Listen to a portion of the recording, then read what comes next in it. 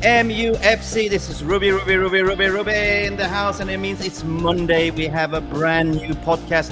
What a week of football we had, and what a week of football we are gonna have. And you know what? I'm gonna pause this music. I love this music.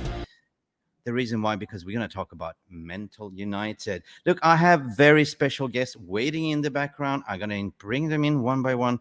I have Phil Standish in the house. Phil. Good evening, everybody. How are we all doing? We okay? Absolutely fantastic good. weekend. Still buzzing from the Barcelona game last week, and then followed on to the Leicester game. So I have been told, though, I do need to keep my voice down because apparently I got a little bit too excited the other week in a podcast and my son couldn't sleep. So I'm going to try and not get too excited tonight when we start to talk about United again. My wife's stood in front of me shaking her head in disapproval. So yeah. Got me my Bruno Fernandes shirt on tonight. Oh, you Bruno. Come on, Bruno. You usually have your Sancho t-shirt. Me Sancho, yeah, but I didn't really think that I don't wash my clothes, so I thought I'd go with a different option. So listen, I talk in a bit, right? Because yes, mate. Yeah. So so in a way, all the way from USA, we have a special guest that's coming in. He's been sitting on the bench, but he's ready to join the team, the first starting 11 for the first time. Without further ado, Mr. Phil Brown. Sir, how are you, sir? Doing good, mate. Thanks for having me on. Sorry, I'm outside. No worries. Whereabouts in US are you right now? I am in Orange County, just outside Los Angeles. Enjoying your brew, I guess. Listen, Phil, we're going to talk about a lot of things today. Obviously, we're going to talk football, Manchester United, Mental United. A lot of people will wonder what's going on with the takeover. Personally, I'm getting a little bit bored about that. So obviously, we're here to talk football. Guys, welcome to the stream one by one. Let's do this. Are we ready to rumble? Let's get ready to rumble.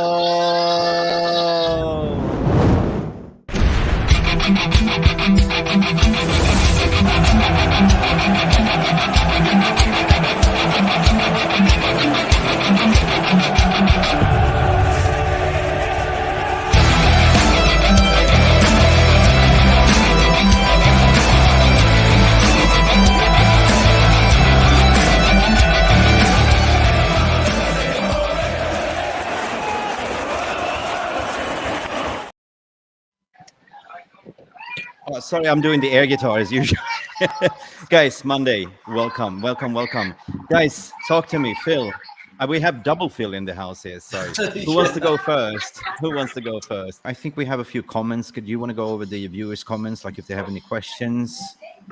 Yeah, I'm just trying to look through any questions to do with the actual game from last week. There hasn't been any on the on the previous games. There's some coming up on some questions on the Barca at the moment. She's on, so we can kind of get to those in a short bit. Ayush is mentioning the starting 11. But one thing he has said is, if I get Felix's phone number, I'll convince him to join United. Thanks, Ayush.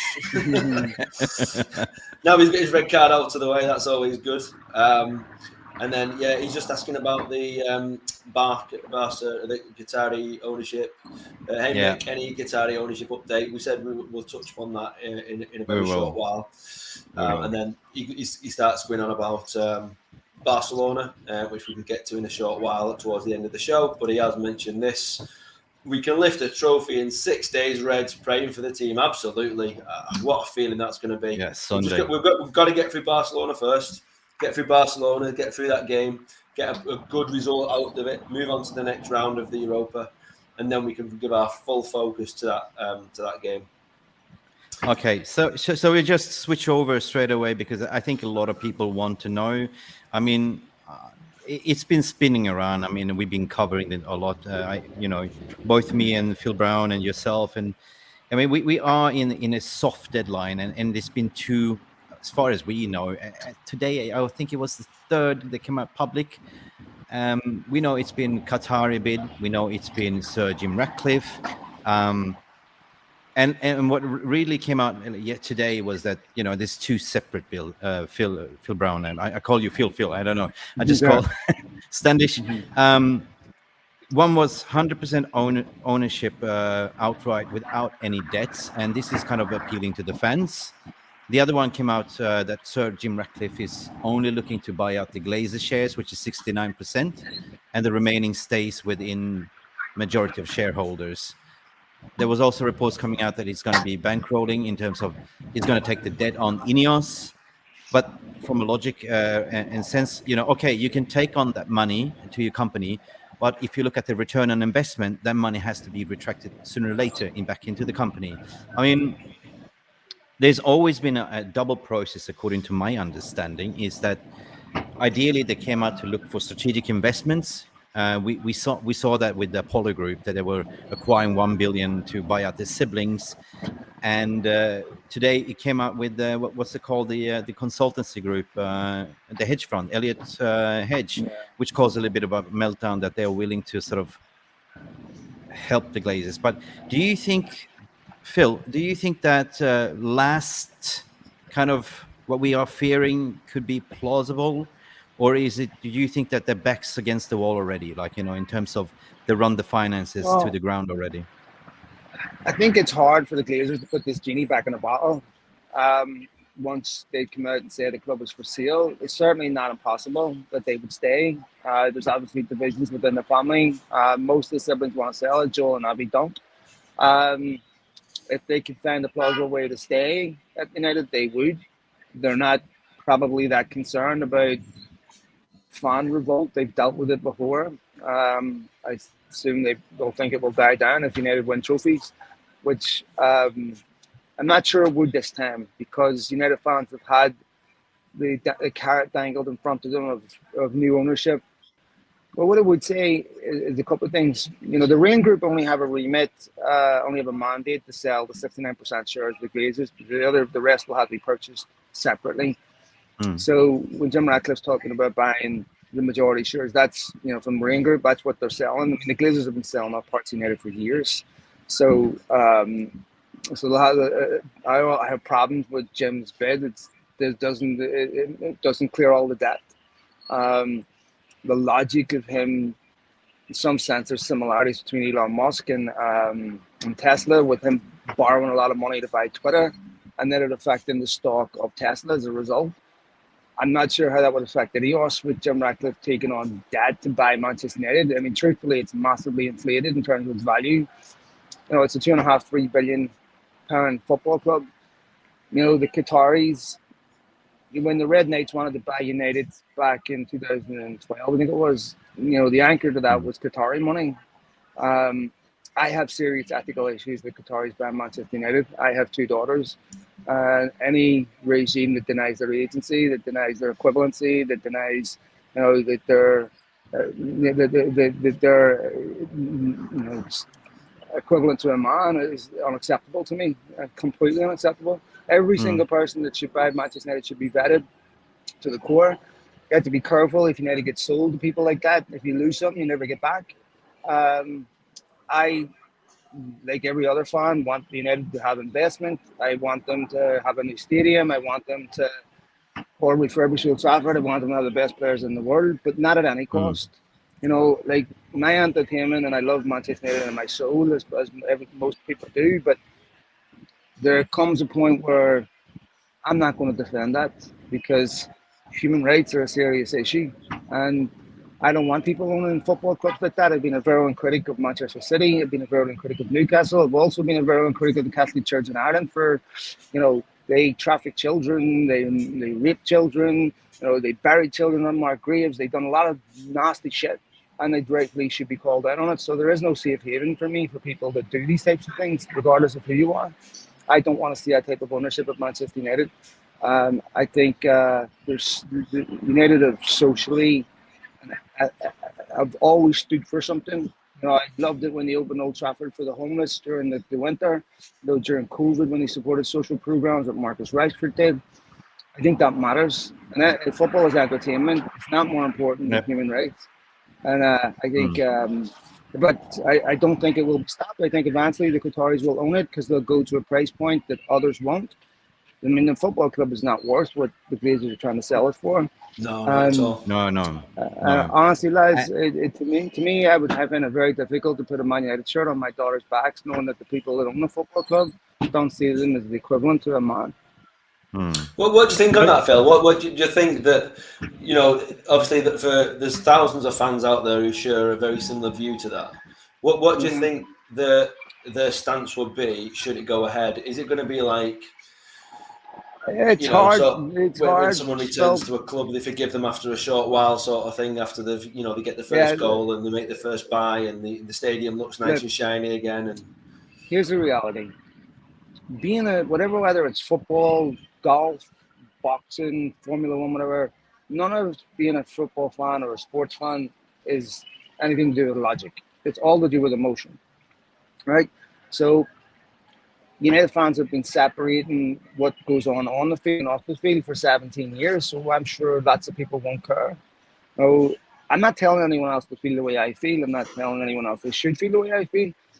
I just have my own principles. It would be something I would find very difficult to stomach. Now, I want the Glazers gone as much as anyone else. I would love them to be gone. And Jim Ratcliffe deserves scrutiny for his tax issues. He deserves scrutiny for his environmental issues. Absolutely. Right? And these are serious issues. I mean, I'm an environmentalist to a degree. We should be taking care of the earth. I'm concerned about, I live in a state that is devastated by wildfires, but devastated by drought. And I can see what's happening in front of my eyes and the impact that has on me, on life. And I think that Jim Ratcliffe should, not be seen as some panacea, as some type of, savior to Manchester United, because that would be completely unfair. But I don't know, lads. To me, maybe there's a resignation that this is where sport is going in general, and we're probably powerless to stop it. But it's just, when obviously as you get older, your views change on things. When I was younger, I probably wouldn't have cared. Like a lot of United fans don't care right now.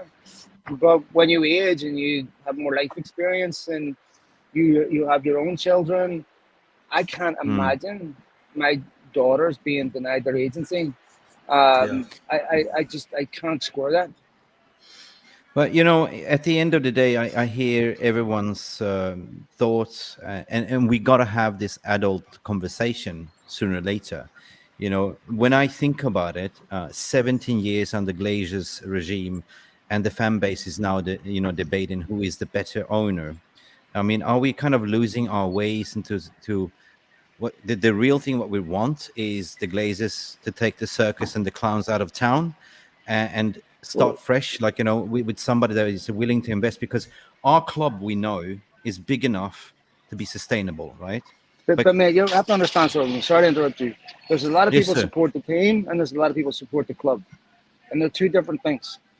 And then those who support the club are people that support the values that Manchester United allegedly stand for. Those that support the team, that are only invested in where the team wins and who they buy, those people don't identify with United in the same way. Phil and I are from a different generation, right? Where it wasn't about FIFA. It wasn't about, this was when I was a child growing up in Belfast, and Manchester United, I fell in love with as a young child, right? And as I became more socially and politically aware, their values appeal to me. There's a reason why I don't support certain football clubs that have propensity to racism, propensity to the National Front or right wing, far right. I can't identify with that. So those values that Manchester United stood for me, they matter. I didn't mean to interrupt, sorry, but that matters to me. And there's people that support the team, there's people that support the club, and they're very different things. Good shout. I mean, obviously, there's a white paper coming out from Prem. There's new regulations and I kept reading these different manifestos, and to me, when I read about Sir Jim Ratcliffe want to be the custodian of Manchester United, that means that he knows what's coming probably in the white papers, right? But why would you then go on a PR? Because knowing that it's an NDA and you have two clubs banging the drum announcing that they have actually bid. Well, I see it more on a, I'm more on the process and I honor NDAs because I know what that is, right? And the ones that are keeping silence, this doesn't mean that there's only two bidders, right? We will know because the soft deadline was just to submit, like, okay, this is how much I bid with the supporting documentation that you're financial liable to actually bid for that paper. What we will see at the end is where all the cards will be turned, and then we as a fan base can scrutinize, and I think we should scrutinize every single bit, right? Absolutely. You know, but until Yeah. then, I keep my powder dry because I don't know who's going to come in. Well, There's It's just definitely 100% there is hidden bids. You know, 100%. I think probably between all three of us, we all know of somebody who's involved with it in one way or another. And obviously none of us can speak of any of it, but we know that there are people out there who were involved with other bids that that will compare to these in terms of the value that they're putting forward to buy the club. And so, yeah, I think it's like we said. We've talked that there's enough going on in the media. Journalists are going to jump on everything, every single whim, going to dig up the history of things, and just because it sells, doesn't it? United sells, and it's the biggest story for many years, 17 years, in fact. About this is the biggest story in world football. Yeah, It is. absolutely is. And I've been quite The advocate to impact say it has as well. I mean, what's been ticking me off? Sorry, gents. It's just it's been. I've been looking at. I'm not going to mention the names. We're talking about the big sports outlets. We're talking about famous sports journalists and showing the true colors. At the end of the day, I get it, but I've been saying, where have you been for the past 17 years? Why haven't you written anything about the Glazers robbing the club? And now you're scooping up on this, like comparing apples to beer, British bid here, Qatari bid here. You don't know anything because Rainy Group runs a tight ship. There's an NDA. So at the end of the day, we fan base are the ones that suffers, right? That's what I'm trying to say. The NDA probably will apply to a lot of the private details that they wouldn't be allowed to disclose. I don't think the Glazers are happy with the wording of those bids because they're inherently critical of the running of the football club. And really, when it comes to journalism and their courage, it's really easy to mark when they found their tongue, and it was after Ferguson left the football club. When Ferguson was at United, maybe with the exception of Daniel Taylor and one or two others, nobody was criticising the Glazers because they were afraid of having access pools. And let's have it right, Sir Alex Ferguson, as a result of his own avarice, defended the Glazers to protect his son. And obviously his issue with JP McManus and Magnier, who were asking the 99 questions, some of them related to his son and his agency. Ferguson didn't like that. Of course, was over the Rocky Gibraltar, and it was entirely for self-benefit that he backed the Glazers. Now, Ferguson came out and just recently criticised the Super League, which of course is an indirect criticism of the Glazers. But let's have it right here, lads. He is a major part of the reason why they're there, and you need only look at what happened to United after he left to know that when you look at the Glazer prospectus that they submitted to the banks when they were trying to get this leverage buyout, every single risk factor has been realised. We may not lose Alex Ferguson. We may lose Ferguson. We may not be able to attract the best players in the world. We may no longer qualify for the Champions League. That will affect revenue. All the things that they listed in that prospectus have now come true. So if Ferguson had have stood up and took a moral stand, maybe it wouldn't have stopped it, but maybe it would have. Maybe the bank would have said there's too much risk here, right? And I think Ferguson owed that to United fans. United fans protested at Cheltenham against JP McManus and Magnier in support of him, right? Over this course, United fans backed him through many controversies. And by the way, him and David Gill were communicating to United through fans through back channels with Andy Watson, what have you, implying their support until it was no longer expedient to do so. So I just felt that, Ferguson was a genius football manager, not a perfect human being. Very few people are, to be fair. United fans protested when Rupert Murdoch tried to own the football club, and they went to the Monopolies and Mergers Commission. They rightfully went to the authorities and said this needs to be stopped, not just because of the obvious problem of the biggest broadcaster in the country owning the biggest football club in the country, which would have locked down TV rights and held them to ransom. Yeah, but because Rupert Murdoch is a pretty fucking despicable human being who's used the body politic in a lot of countries by disseminating bullshit over and over again, and justified illegal wars, justified genocide, justified the most abhorrent treatment of other human beings, immigrants, what have you. I mean, his news channel here just got subpoenaed in a lawsuit with Dominion. And what was revealed in that lawsuit is just absolutely disgraceful. Anyway, I don't mean to get up, but what I'm saying is it's entirely appropriate that United fans and journalists ask these questions about the legitimacy in the background. You're correct in saying that they weren't there in 2005. In fact, United fans were accused of being anti-American, even anti-Semitic in some sense. I will not level the same charge at them that they're Islamophobic or they're anti-Qatari, because they're asking the same questions United were asking 17 years ago about the background of the people buying a football club. Malcolm Glazer was not a nice man by any means. But it is entirely appropriate that these people are vetted, and even if journalists are late to the party, and it's encouraging to see this, because, guys, if United get bought by this, and I think they will, for a lot of people, that's going to be a bridge too far. I hear what you're saying. Sadly, when I think about it, and this is what really ticks me off, Phil Brown and Phil Standish, in the midst of everything, the one that will win is the Glazers at the end of the day. Walking away, they're setting a £6 billion tag on it. The debt will be cleared, and they're walking away with 6 billion profit, right? At the long run, what I'm thinking, whoever comes in takes on the debt and clear the stadium, clear the debt and reset the FFP, invest in the women's team, invest in the youth academy development, and probably, hopefully, the redevelopment of Old Trafford. Because at the end of the day, when I'm thinking about it, in terms of diversity, I mean, Manchester United is a global fan base, right? No matter, I always see, I don't see any segregation. I don't see politics and religion fitting into the sport, because at the end of the day, football is for the people, like, no matter where you are in the world, right? So it is twisted, but what you're saying that there is no perfect billionaire at the end of the day when you look at it, there's no perfect human being.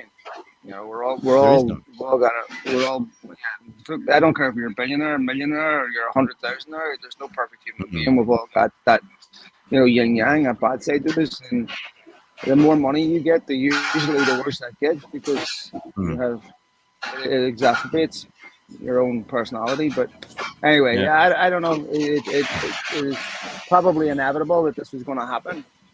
Yeah. But the good thing is that after 17 years, we've been protesting for this, and this is finally happening. I've been, I'm a third generation United supporter. For me, this is just crazy. If you asked me last year, I was so depressed with the down tooling and everything. And what's going on right now, where we are in the league table, where we're going, we are in the 4 cup competitions. Are we challenging for the title? Yes, we are.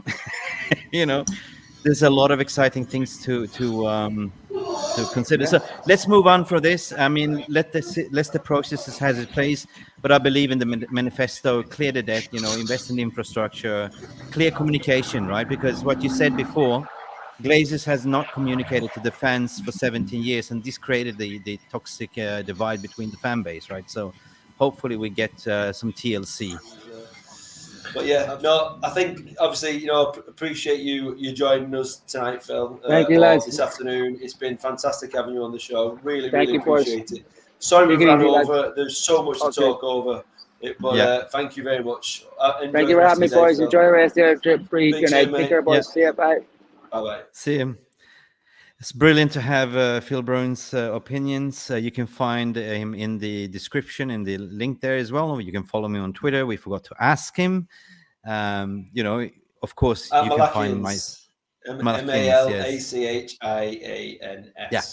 But if you go on the description and the thumbnail description, you will see his Twitter socials thing, right? Personally, also, you can find me as well in the description below. Phil, where can they find you? Yeah, you can find me on Twitter, on TikTok, on YouTube. Alternative at Football Philosophy, as is being pointed out down there, wherever it appears when the video goes back. But yeah, please give us a follow, give us a shout. I'd love to interact with you all. But it's been great. It's been a long show.